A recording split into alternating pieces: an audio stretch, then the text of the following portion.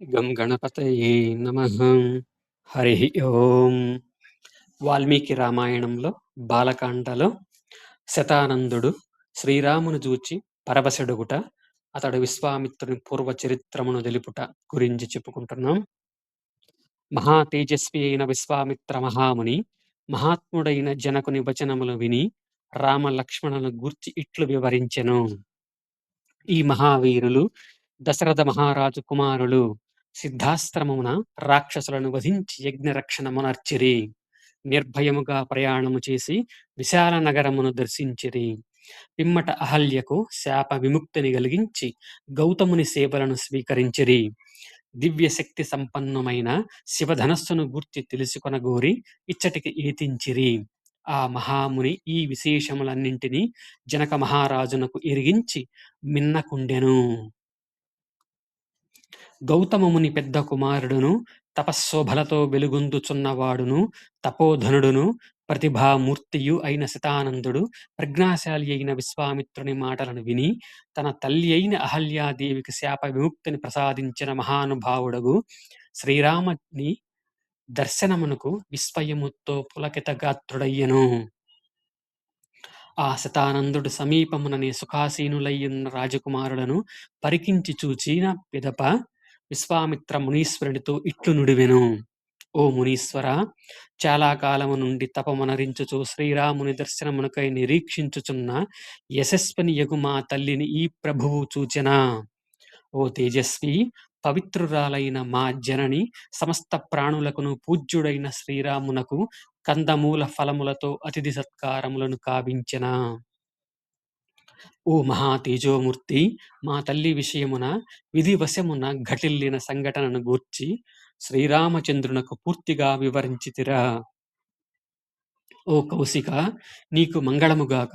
ఓ విశ్వామిత్ర, మా జనని అహల్యాదేవి శ్రీరాముని దర్శించి ఆయనకు ఆతిథ్యమిచ్చిన పిమ్మట పునీతయై మా తండ్రిని చేరినదా?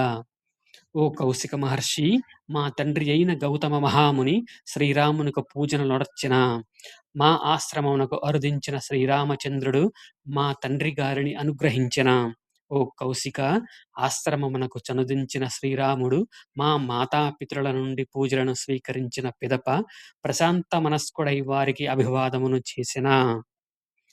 వాక్చతురుడైన విశ్వామిత్ర మహాముని శతానందుని మాటలను విన్న పిమ్మట ఆ వాక్య కోవిదునితో ఇట్లు నుడివెను.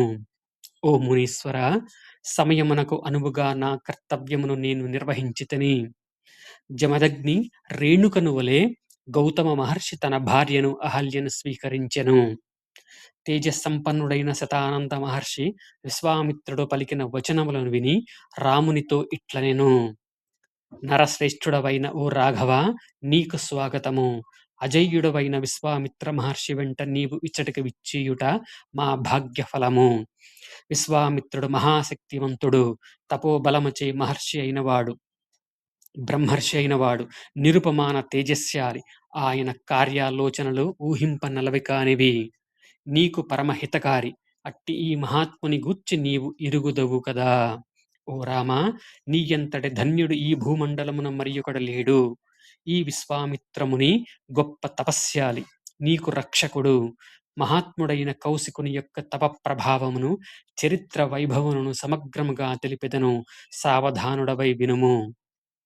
ఈ విశ్వామిత్రుడు ధర్మజ్ఞుడు, ధర్మాత్ముడు, సమస్త విద్యలలో ఆరితేరినవాడు, శత్రువులను అణచినవాడు, అనుక్షణము ప్రజాక్షేమమును గోరుచు దీర్ఘకాలము రాజ్యపాలన చేసినవాడు. కుశుడు అను మహారాజు ప్రజాపతి కుమారుడు. అతని పుత్రుడైన కుశనాభుడు ధార్మికుడు, మిక్కిలి బలశాలి. సుప్రసిద్ధుడైన గాధి కుశనాభుని సుతుడు. ఆ గాదినందనుడే మహా తేజస్వి అయిన ఈ విశ్వామిత్ర మహాముని. మహాబల సంపన్నుడైన విశ్వామిత్రుడు ఈ భూమండలమునకు ప్రభువై వేల కొలది సంవత్సరములు రాజ్యపాలన గావించెను. గొప్ప శక్తిశాలి అయిన విశ్వామిత్రుడు చతురంగ బలములను సమకూర్చుకొని ఒకానొకప్పుడు ఒక అక్షౌహిణీ సైన్యముతో భూమండలమును చుట్టి వచ్చెను. ఓ రామా, అతడు నగరములను, రాష్ట్రములను, నదులను, పర్వతములను, ఆశ్రమములను క్రమముగా దాటుచు వశిష్ఠుని ఆశ్రమమునకు విచ్చేసెను. ఆ ఆశ్రమము వివిధములగు వృక్షములతో కలకలలాడుచుండెను. అచ్చటగా నానా విధములైన వన్య మృగములు తిరుగాడుచుండెను. అచ్చట సిద్ధులు, చారణులు నివసించుచుండిరి. దేవదానవ గంధర్వులతో కిన్నెరలతో అది శోభిల్లుచుండెను. ప్రశాంతముగానున్న ఆ ఆశ్రమమున లేళ్ల గుంపులు హాయిగా మసలుచుండెను. పక్షుల కిలకిల రావములతో అది మనోహరముగా నుండెను. బ్రహ్మర్షులు, దేవర్షులు అందు తమ తపోజీవన విధానములను కొనసాగించుచుండిరి. అక్కడి ఋషులందరూ తపస్సిద్ధి సంపన్నులు, అగ్నివలె తేజోమూర్తులు. ఆ మహాత్ములలో కొందరికి జలములు మాత్రమే ఆహారము, మరికొందరి ఆహారము వాయువు మాత్రమే. ఇంకను కొందరు పండి రాలిన ఆకులను మాత్రమే భుజించుచుందురు. పండ్లు, దుంపలు మాత్రమే కొందరికి ఆహారము. వారు మనోనిగ్రహము గలవారు, రాగద్వేషములకు అతీతులు, జితేంద్రియులు.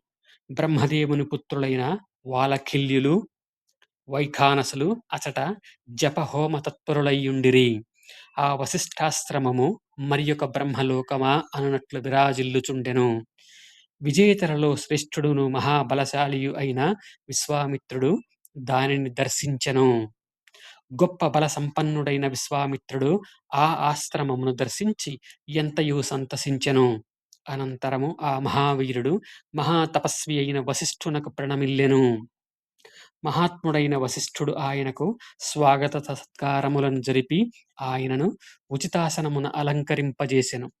ప్రజ్ఞాశాలియగు విశ్వామిత్రుడు ఆసనమును అధిష్ఠించిన పిమ్మట శాస్త్రమర్యాదలను అనుసరించి వశిష్ఠుడు ఆ మహామునికి ఫలమూలాదులతో అతిథి పూజలను నిర్వహించెను. మహాపరాక్రమశాలియు రాజశ్రేష్ఠుడు అయిన విశ్వామిత్రుడు వశిష్ఠుని నుండి అతిథి సత్కారములను అందుకుని పిమ్మట, మీ తపశ్చర్యలు, అగ్ని కార్యములు నిర్విఘ్నముగా కొనసాగుచున్నవా? మీ శిష్యులు కుశలమే గదా? మీ వన వృక్షములు పుష్పఫల శోభితములే గదా అని ఆ మహర్షిని ప్రశ్నించెను. అంతటా వశిష్ఠుడును ఆ అందరును కుశలమే అని మహారాజుతో నుడివెను. బ్రహ్మసుతుడును జపతప సంపన్నుడు అయిన వశిష్ఠుడు సుఖాసీనుడయ్యున్న విశ్వామిత్ర మహారాజును ఇట్లడిగెను. ఓ మహారాజా, నీవు కుశలమే గదా? ధార్మికుడవైన ఓ వీరా, రాజవృత్తిని అనుసరించి ధర్మముగా ప్రజారంజకముగా పరిపాలించుచున్నావా? నీ వృత్తులను చక్కగా పోషించుచున్నావా? వారు రాజశాసనములను బాగుగా నడుపుచున్నారా? ఓ శత్రుమర్ధన, నీ శత్రువులందరినీ జయించితివా? ఓ పరంతప, నరశ్రేష్ఠ, పుణ్యమూర్తి, నీ చతురంగ బలములు దృఢముగా ఉన్నవా?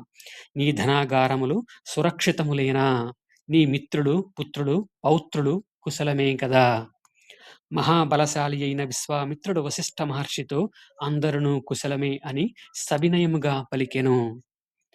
ఆ ధర్మమూర్తులిద్దరును మిక్కిలి సంతుష్టులై పరస్పర ప్రీతికారముగా చక్కని కథా ప్రసంగములతో చాలా సమయము గడిపిరి. ఫలితముగా వారిలో ఆత్మీయత పెంపొందెను. ఓ రఘునందన, కథా ప్రసంగముల అనంతరము వశిష్ఠ మహర్షి దరహాసము చేయుతూ విశ్వామిత్రునితో ఇట్లనెను. ఓ మహాబలశాలి, సాటిలేని వాడవైన నీకును నీ చతురంగ బలములకును తగు విధముగా ఆతిథ్యమును ఇయ్యదలచితని, దయతో స్వీకరింపుడు. పూజ్యుడవైన ఓ మహానుభావ, నేను సంకల్పించిన ఈ అతిథి సత్కారమును గ్రహింపుడు. నీవు మహారాజువు, ఉత్తముడవైన అతిథివి, మాకు అవశ్యము పూజనీయుడవు.